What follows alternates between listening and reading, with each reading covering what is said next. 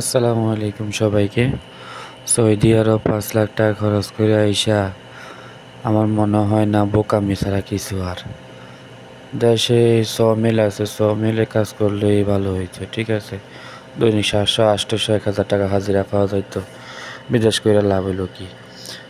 ৫ লাখ টাকা খরচ করে আইসা সমিলে আইসা আমরা গাছ ছিঁড়াই, মোড়া মোড়া ফাইল নামাই। দেশেই তো ভালো ছিলাম।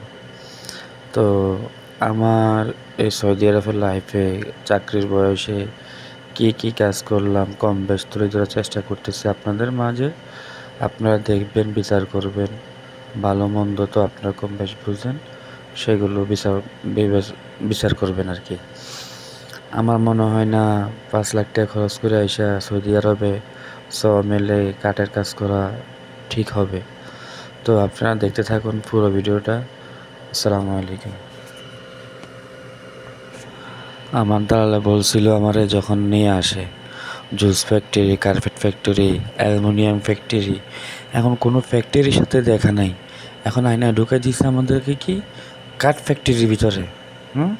কাঠ ফ্যাক্টরির ভিতরে সৌদি আরবে মাল গ্রহণ করার পাইলট তৈরি করে।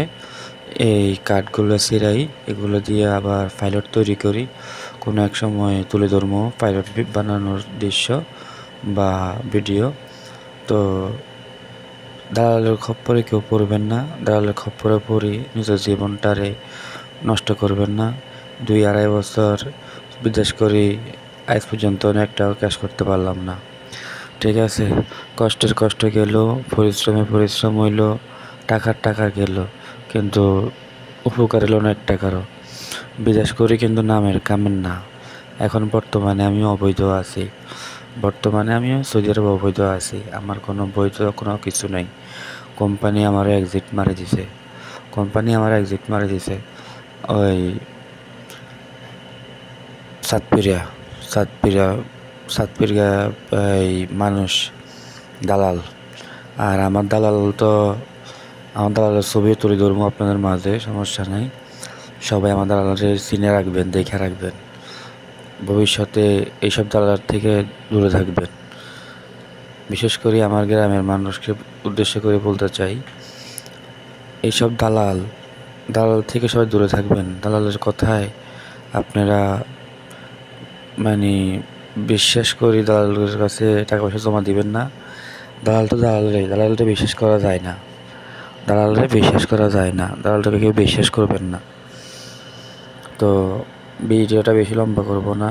সবাই ভিডিওটা শেয়ার করে দিবেন, লাইক কমেন্ট সাবস্ক্রাইব করে দিবেন। যেহেতু আপনাদের মাঝে সব কিছু তুলে ধরার চেষ্টা করতেছি, আপনারা দেখবেন, দোয়া করবেন আমার জন্য, যেহেতু আমি আপনাদের মাঝে সুন্দর সুন্দর ভিডিও নিয়ে আসতে পারি, ঠিক আছে। তো দেখা হবে অন্য কোনো ভিডিওতে।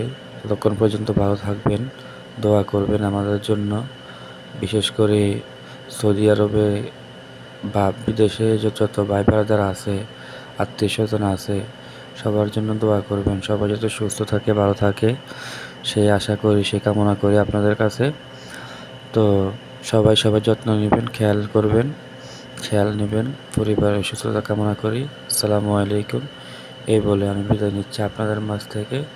সবাই ভালো থাকবেন। আসসালামু আলাইকুম।